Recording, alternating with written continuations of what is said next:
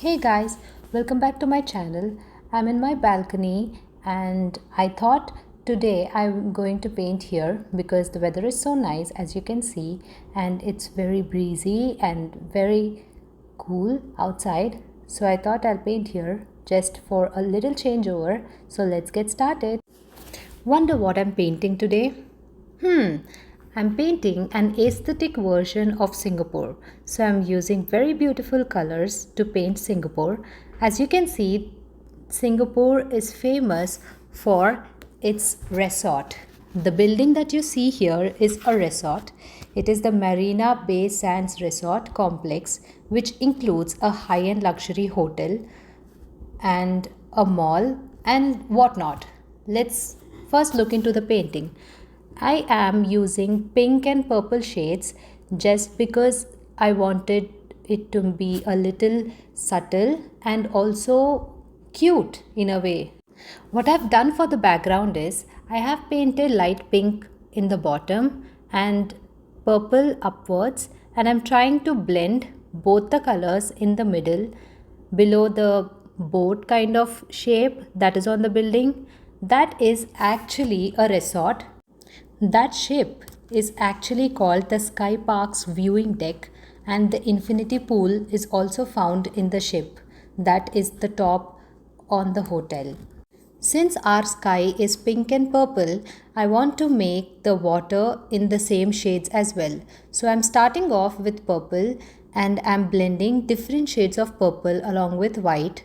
These different shades of purple and white help me make my painting have a real effect of water.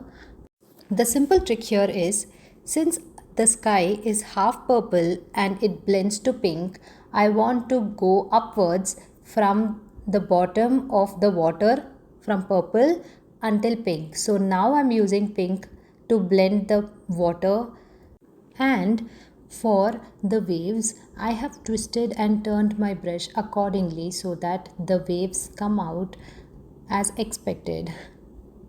Sometimes you need to put your brush flat so that you can do simple strokes which actually turn out to be waves, which is pretty simple. Simple tricks help a lot, right? Now, I think I messed up a little. After completing the water, I realized that I have used much lighter shades of pink for the water compared to the sky. So here I am adding the darker shade of pink to make it neutral and make it synchronized, if you understand these technical terms. So yeah, and this is one big advantage for painting because you can edit and you can make it look more and more beautiful as you keep doing it. Let's start painting the ship. I'm using peach shades for the ship and just using the round brush and simply filling the ship with the paint. Be careful with the corners. When I first thought of painting Singapore, the first thing that came into my mind was this beautiful place. And there are, of course, other places like the Garden Bay, the airport, and few other places as well. But what is more wonderful is that it just takes 3 days to roam the entire Singapore. Wonderful, right? Also, just ignore my friend, that little bee that's coming on my hand when I'm painting. Please ignore it. I'm going to share a secret tip here.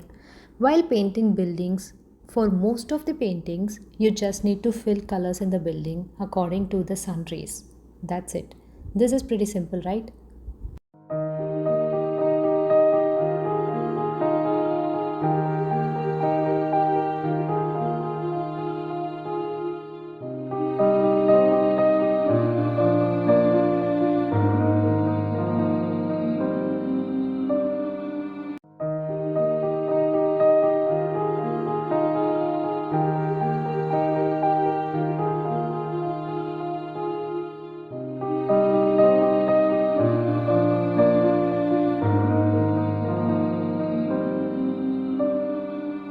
Now I am painting the main building of Singapore with the lighter shade of purple.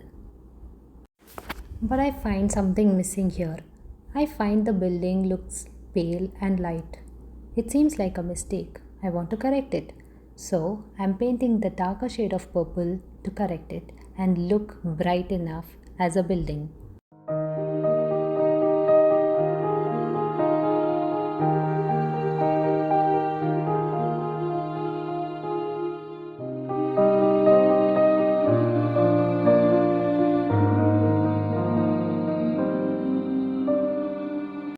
Did you notice that I'm using the flat brush in the corners to fill my corners? Yes, flat brushes actually help a lot. We think flat brushes are just to paint the flat or bigger areas in a painting, but that's not the thing. It can help with simple and specific details as well. So, what you have to do is be very careful and use the brush in the correct angle. Angle matters here. For painting the specifics, like the windows of the building, I'm using the thinnest brush in my collection. One great tip I would like to suggest here is remember the thinnest brush usually has the thinnest stick. So you have to buy the brush which is thin with the thickest stick because you will have a great grip in your hand. The thinnest brush with the thickest grip. That works well. Else it will fall off your hands. By the time I have completed my painting, the sky has welcomed me. Look at the beautiful sky and look at the weather here. It's so beautiful, right? Look at my painting. Doesn't something feel empty here? The trees. So I'm going to add the trees here. With the thin round brush, I am giving gentle strokes and twisting and turning my brush to make the brush strokes look like the branches of the tree.